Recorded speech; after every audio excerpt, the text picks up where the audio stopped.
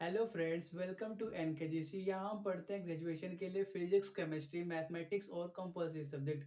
आज की क्लास है बीएससी सेकंड सेमेस्टर मैथ की, जिसमें हम आज से अपना नया chapter the straight line start करने वाले हैं। ठीक है, तो देखो पहले इसमें हमको क्या पढ़ना है, इक्वेशन ऑफ स्ट्रेट लाइन, जिसके अंदर हम क्या करेंगे, जो आपका स्ट्रेट लाइन मतलब लाइन है उसका इक्वेशन वेक्टर फॉर्म में कैसे लिखा जाता है, कार्टेशियन फॉर्म में कैसे लिखा जाता है, जब कोई आपका लाइन किसी एक फिक्स पॉइंट से हमेशा पास हो तब कैसे लिखा जाता है, या किसी दो फिक्स पॉइंट से हमेशा पास हो तब कैसे लिखा जाता है, पहले हमको ये पढ़ना है। ठीक है, तो ये जो हमने अभी टॉपिक की बात किया, ये सब हम पिछले चैप्टर द प्लेन के अंदर पढ़ के आ चुके हैं। ठीक है, तो अगर आपने वहां पे हमारा देखा हुआ है तो आप ये क्लास छोड़ सकते हो, आप नेक्स्ट क्लास से कंटिन्यू कर सकते हो। लेकिन अगर आपने नहीं देखा है तो आप क्या बोलते हैं, बेसिक नॉलेज के लिए कि लाइन की इन बेसिक नॉलेज क्या होता है, उसका इक्वेशन, कार्टेशियन, वेक्टर फॉर्म में, ये सब के लिए आप क्या कर सकते हो, इसको कंटिन्यू कर सकते हो। ठीक है, तो हम क्या करेंगे आपके बाद उसी वीडियो को क्या करेंगे, इसमें क्या कर देंगे, मर्ज कर देंगे। ठीक है,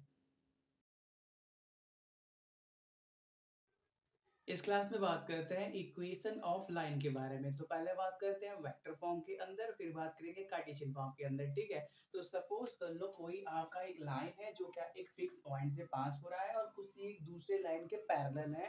तो उस सिचुएशन में उस लाइन के इक्वेशन पहले निकालते हैं। ठीक है, हमारा पहला सिचुएशन है कि जो आपका लाइन है वो क्या कर रहा है, किसी एक पॉइंट से पास हो रहा है, passing through a point and parallel to a given vector। ठीक है, passing through a point and parallel to a given vector. ठीक है, जो गिवन वेक्टर है उसको सिंपली बी वेक्टर से डिनोट कर दो। ठीक है, तो क्या करते हैं, एक लाइन बनाते हैं। वो लाइन क्या किसी एक पॉइंट से पास हो रहा है, तो जो पॉइंट है उसको कोई ए पॉइंट दे दो। ठीक है, और कोई सपोज कर लो एक पॉइंट आर है जो क्या कर रहा है, इस तरह से मूव कर रहा है कि वो हमेशा कौन सा ए आर, अगर हम लाइन ज्वाइन कर ले तो ए आर लाइन हमेशा ही क्या बी वेक्टर के साथ पैरेलल आ रहा है। ठीक है, बी मूव कर सकता है नीचे, सॉरी पीछे और आगे की तरफ, इधर भी मूव करेगा इधर भी मूव करेगा, लेकिन इस कंडीशन में मूव करेगा कि ये लाइन हमेशा इसके क्या हो, पैरेलल हो। ठीक है, तो देखो जो ए पॉइंट है उसका पोजीशन वेक्टर स्मॉल ए से डिनोट कर लो,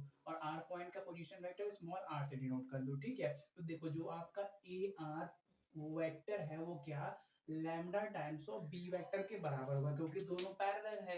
तो हो सकता है कि लैम्डा का वैल्यू 1 हो जाए, मतलब ये लेंथ बराबर हो जाए, या फिर हो सकता है कि उसके कुछ मल्टीपल के रूप में हो, इसलिए क्या लिखा हुआ है, lambda times of B vector. ठीक है, तो सिंपली ए आर वेक्टर किसके बराबर होगा, R vector minus A vector is equal to lambda times of B vector. ठीक है, तो हमको क्या करना है, आर वेक्टर निकालना है, क्योंकि हमको क्या निकालना है, किसी भी एक लाइन का इक्वेशन निकालना है। आर हमारा मूवेबल पॉइंट है, वो हमेशा इस तरह से मूव करेगा कि इक्वेशन ऑफ लाइन हमको मिलता रहे। ठीक है, इस तरह से मूव करेगा कि आपका ए आर हमेशा क्या हो, बी के पैरेलल हो। ठीक है, तो आर आपका किसके बराबर होगा, A vector plus lambda times of B vector के बराबर हो गया। ठीक है, तो ये हो गया हमारे पास पैरेललेशन, जब आपका कोई एक लाइन किसी एक गिवन फिक्स पॉइंट से पास हो रहा हो और किसी एक दूसरी लाइन के पैरेलल हो। ठीक है, यहाँ पे ए क्या है, position vector of fix point, क्या लिख लो, position vector of fixed point. A आपका क्या होगा, हमेशा सारे क्वेश्चन के लिए फिक्स होगा, और बी क्या होगा, आपको डायरेक्शन के बारे में बताएगा। ठीक है, कि आपका जो वेक्टर है वो किस डायरेक्शन में मूव कर रहा है। ठीक है, तो ये हो गया इसके बारे में, इसको नोट करो। फिर बात करते हैं सेकंड बारे में। ठीक है, नेक्स्ट बात करते हैं इक्वेशन ऑफ लाइन, जब आपका लाइन किसी दो गिवन पॉइंट से पास हो रहा हो। ठीक है, ये दो गिवन पॉइंट क्या होंगे, हमेशा फिक्स होंगे। ठीक है, सपोज कर लो कोई पॉइंट ये ए है और ये कोई पॉइंट बी है, तो जो आपका लाइन है वो क्या होगा, इन दोनों पॉइंट से पास होगा। सपोज कर लो कोई एक और पॉइंट आर है जो क्या कर सकता है, मूव कर सकता है, मूवेबल पॉइंट है। ये आर पॉइंट इस तरह से मूव करेगा कि जो आपका लाइन है हमेशा ए बी से पास करे, आर आपका इधर आए चाहे और पीछे चला जाए, नहीं फर्क नहीं पड़ता, लेकिन ऐसे मूव करेगा कि वो लाइन हमेशा ए बी से पास हो। ठीक है, तो हम क्या करते हैं, ए का पोजीशन वेक्टर यक्स सॉरी ए से डिनोट कर देते हैं, और बी का पोजीशन वेक्टर बी से डिनोट कर देते हैं, और आर का पोजीशन वेक्टर आर से डिनोट कर देते हैं। ठीक है, तो देखो जो आपका ए आर वेक्टर होगा वो किसके बराबर होगा, lambda times of A B vector के बराबर होगा, क्योंकि देखो एक ही लाइन के ऊपर है, तो ये वाला किसके बराबर होगा, इसके लैम्डा टाइम्स के बराबर होगा, ये वाला बड़ा है तो ये लैम्डा क्यों मल्टीप्लाई किया, इसको इक्वल करने के लिए। अगर आर आपका मूव करके यहाँ पे आ जाए तो लैम्डा, सपोज कर लो आर आपका मूव करके यहाँ पे एकदम बीच में आ गया ए बी के, तो आपका ए आर किसके बराबर होगा, आधे टाइम्स ऑफ ए बी। तो लैम्डा का वैल्यू क्या हो जाएगा, 1/2 हो जाएगा इस रिलेशन से, ठीक है। तो देखो ए आर किसके बराबर होगा, आर माइनस ए के बराबर होगा, ठीक है, equal to lambda times of A B, मतलब क्या, बी माइनस ए के बराबर होगा, ठीक है। तो क्या करते हैं, आर के टर्म में आंसर निकालते हैं, तो आर किसके बराबर होगा, A plus lambda times of B minus A के बराबर होगा, ठीक है। यहाँ पे ए क्या है, ए बी फिक्स पॉइंट है, बी भी आपका फिक्स पॉइंट है, आर क्या है, मूवेबल पॉइंट है। इस तरह से मूव करेगा कि जो आपका लाइन है हमेशा ए बी पॉइंट से पास हो, ठीक है। इसको नोट करो। फिर बात करते हैं नेक्स्ट कार्टेशियन फॉर्म के इक्वेशन के बारे में। कंटिन्यू करते हैं। अब क्या देखेंगे, equation of line Cartesian form के अंदर। तो इसमें भी दो सिचुएशन देखेंगे, जब आपका लाइन 2 पॉइंट से पास हो रहा हो और 1 पॉइंट से पास हो रहा हो, ठीक है। तो पहले देखते हैं कि जब आपका लाइन किसी एक फिक्स पॉइंट से पास हो रहा हो और किसी दूसरे एक गिवन वेक्टर के पैरेलल हो, और जो आपका गिवन वेक्टर है उसका डायरेक्शन कोसाइन और डायरेक्शन रेशियो हमको गिवन हो, ठीक है। तो सपोज कर लो ये कोई पॉइंट ए है जहां से आपका कोई एक लाइन पास हो रहा है, और कोई एक आर पॉइंट ले लो जो क्या करेगा, मूव करता रहेगा, इस तरह से मूव करेगा कि जो आपका ए आर पोजिशन वेक्टर है वो हमेशा इस डी वेक्टर के पैरेलल होगा, ठीक है। तो देखो डी वेक्टर का डायरेक्शन कोसाइन क्या होगा, सपोज कर लो यल एम एन, ठीक है, जो हमने स्टैंडर्ड पढ़ रखा है। और डायरेक्शन कोसाइन को क्या समझ लो, ए बी सी समझ लो, ठीक है। तो देखो हम क्या करते हैं, डी वेक्टर को रिप्रेजेंट करते हैं। तो डी वेक्टर को हम क्या करेंगे, डायरेक्शन रेशियोज के टर्म में कैसे रिप्रेजेंट करेंगे, A I cap plus B J cap plus C K cap, ठीक है। इतना हो गया। फिर देखो क्या करते हैं, ए को सिंपली पोजीशन वेक्टर ए से डिनोट, सॉरी सॉरी सॉरी, इस बार कार्टेशियन फॉर्म में करना है ना। तो कार्टेशियन फॉर्म के लिए आपको ए और आर को पॉइंट के फॉर्म में लेना पड़ेगा, ठीक है। तो ए का कोऑर्डिनेट ले लो, सपोज कर लो x1 y1 और z1, और आर का कोऑर्डिनेट ले लो x y और z, ठीक है। तो अगर हम बात करें किसकी, ए आर वेक्टर की, ठीक है। तो ए आर वेक्टर वो किसके बराबर होगा, lambda times of D vector के बराबर, ठीक है। क्योंकि हमने देखो वेक्टर फॉर्म में क्या देखा कि कोई भी अगर लाइन एक पॉइंट से पास हो रहा हो दूसरे लाइन के पैरेलल है तो उनका रिलेशन सिंपली ऐसे निकलता है, ठीक है। तो ए आर वेक्टर किसके बराबर होगा, ए आर वेक्टर आपका ये माइनस ये, कोई भी दो पॉइंट के कोऑर्डिनेट दिए हैं तो उनका वेक्टर आप आराम से डिनोट कर सकते हो, x minus x1 I cap plus y minus y1 J cap plus z minus z1 K cap, ठीक है। इतना हो गया। ये किसके बराबर है, lambda times of D vector. D vector किसके बराबर है, इतने के बराबर है। तो क्या करो, लैम्डा सब में मल्टीप्लाई करके देख लो, मतलब क्या, lambda A I cap plus lambda B J cap plus lambda C K cap, ठीक है। तो देखो कार्टेशियन फॉर्म में हम आई जे के कंपोनेंट को क्या बोलते हैं, हटाने की कोशिश करते हैं। हम क्या करते हैं, सिंपली कोऑर्डिनेट के टर्म में अपना रिजल्ट निकालते हैं, तभी क्या लिखा हुआ है, कार्टेशियन फॉर्म, ठीक है।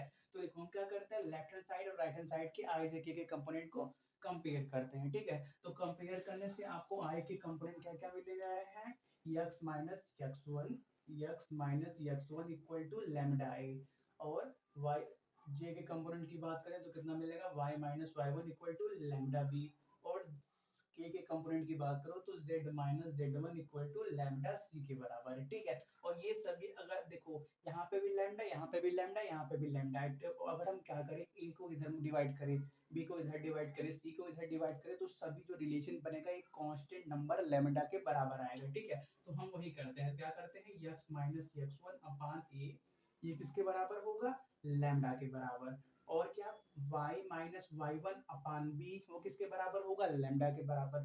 z माइनस z1 अपान सी, वो किसके बराबर होगा, लैम्डा के बराबर। मतलब क्या, सिंपली आप लिख सकते हो y माइनस y1 अपान बी, और ये किसके बराबर होगा, z माइनस z1 अपान सी के बराबर। ये कोई कांस्टेंट लैम्डा के बराबर लिख दो, ठीक है। तो ये हो गया आपका equation of line Cartesian form के अंदर, जब आपका लाइन क्या हो, किसी एक गिवन पॉइंट से पास हो रहा हो, किसी दूसरे लाइन के पैरेलल हो, जिसका डायरेक्शन रेशियो दिया है। डायरेक्शन रेशियो क्या है, एबीसी है। अगर डायरेक्शन कोसाइन के टर्म में लिखना है तो जहां पे एबीसी है वहां पे आप क्या कर लो, वहां पे सिंपली आप यल यम यन कर लो, क्योंकि हमने देखा हुआ है डायरेक्शन कोसाइन डायरेक्शन रेशियो कैसे होते हैं। अगर डायरेक्शन, इधर का नोट करो, इसको रब करते हैं, ठीक है।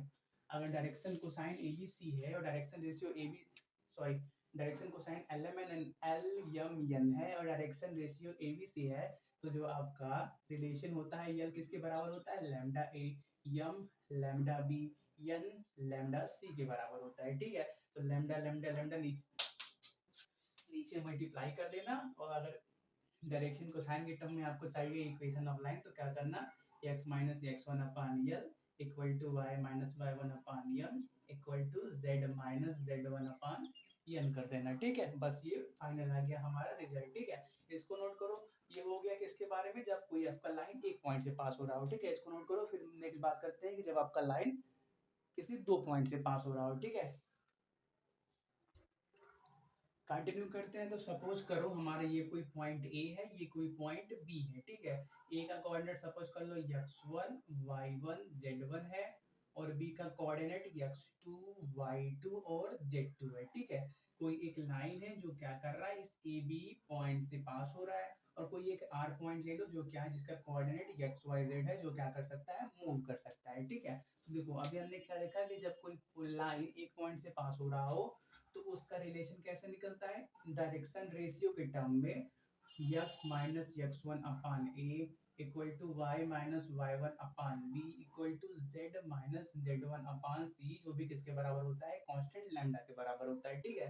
तो अगर हम बात करें ए बी लाइन के बारे में, ठीक है, तो ए बी लाइन किसके बराबर होगा, आपका x2 minus X one I cap plus y2 minus Y one J cap plus Z2 minus Z1 K cap के बराबर होगा, ठीक है। तो देखो हमने देखा है कि कोई भी अगर वेक्टर है, यूनिट वेक्टर है या कौन सा वेक्टर है, हमको नहीं फर्क नहीं पड़ता, कोई भी वेक्टर है तो उसके आई जे के का कंपोनेंट क्या होता है, उस लाइन का या उस वेक्टर का डायरेक्शन रेशियो होता है। और इसी लाइन या इसी वेक्टर का अगर हम डायरेक्शन कोसाइन निकालना है, तो इसको क्या करेंगे, पहले यूनिट वेक्टर में कन्वर्ट करना पड़ेगा। वो सब बात बहुत बार दिया है, ठीक है। हम क्या कर रहे थे, डायरेक्शन रेशियो के टर्म में बात कर रहे हैं, ठीक है। तो देखो ये x2 minus x1 y2 minus y1 z2 minus z1 क्या है, इस ए बी लाइन या ए बी वेक्टर के डायरेक्शन रेशियो है। मतलब ये किसके बराबर है, ए ये बी ये आपका सी के बराबर है, ठीक है। तो क्या करो, ए बी सी की जगह इनको क्या करो, सब्स्टिट्यूट कर दो। तो क्या हो जाएगा, x माइनस x1 अपान x2 minus x1 y minus y1 अपान y2 minus y1 z minus z1 अपान z2 माइनस z1, ठीक है। ये हो गया आपका रिलेशन जब आपका कोई लाइन दो गिवन पॉइंट से पास हो रहा हो, और आर क्या है, एक मूवेबल पॉइंट है, ऐसे मूव करेगा कि जो आपका जो दोनों पॉइंट है वो हमेशा लाइन के अंदर ही लाई करे, ठीक है। इनको नोट करो। कुछ क्वेश्चन की बात करते हैं। हमारे पास क्वेश्चन है, find the vector equation for the line passing through points ये एंड ये। कोई भी आपका दो पॉइंट से आपका कोई लाइन पास हो रहा है, उसका आपको इक्वेशन निकालना है, ठीक है। तो इसको कोई पॉइंट ए बोल दो, इसको कोई पॉइंट बी बोल दो। पॉइंट ए का पोजीशन वेक्टर की बात करें, ठीक है, तो पॉइंट ए का पोजीशन वेक्टर किसके बराबर हो जाएगा, माइनस आई कैप, इसको स्मॉल ए से डिनोट कर दो, ठीक है, minus I cap plus zero J cap plus two K cap के बराबर। और पॉइंट बी का पोजीशन वेक्टर स्मॉल बी से डिनोट कर दो, वो किसके बराबर होगा, थ्री आई कैप प्लस फोर जे कैप प्लस फाइव के कैप, ठीक है, जे प्लस फाइव के कैप, इतना हो गया। तो देखो हमने देखा है कि कोई भी अगर एक लाइन किसी दो फिक्स पॉइंट से पास हो रहा है, तो उस केस में लाइन का इक्वेशन क्या होता है, R vector equal to A plus B sorry lambda times of B minus A vector के बराबर होता है, ठीक है। तो हम सपोज कर लेते हैं कि कोई भी एक आर वेक्टर है जो क्या है, इस लाइन के अंदर लाई कर रहा है, जो इस तरह से मूव करेगा कि जो आपका लाइन है वो हमेशा ए बी पॉइंट से पास हो रहा हो, ठीक है। तो वही बात करते हैं आर वेक्टर की इक्वेशन के बारे में। तो किसके बराबर होगा, ए वेक्टर कितना है, ये मतलब क्या, minus I cap plus two K cap, ठीक है, ये और क्या plus lambda times of B minus A vector, B ये है ए ये है, सब्ट्रैक्ट करो, three minus of minus one मतलब कितना हो जाएगा, ये फोर आई कैप हो जाएगा। अब यहाँ पे फोर जे है और यहाँ पे जीरो जे, मतलब कितना है, फोर जे कैप, और यहाँ पे फाइव के है, टू के है, मतलब कितना हो जाएगा, थ्री के कैप, ठीक है। तो ये हो गया हमारा final result equation of line, ठीक है। आप क्या कर सकते हो, उसको ओपन भी कर सकते हो, लैम्डा अंदर अंदर मल्टीप्लाई करना, फिर आई आई के कंपोनेंट और के कंपोनेंट जे जे के कंपोनेंट को अलग अलग कर देना, ठीक है। आप यहाँ पे भी रोक सकते हो या क्या कर सकते हो, सिंप्लीफाई कर सकते हो, ठीक है। नोट करो।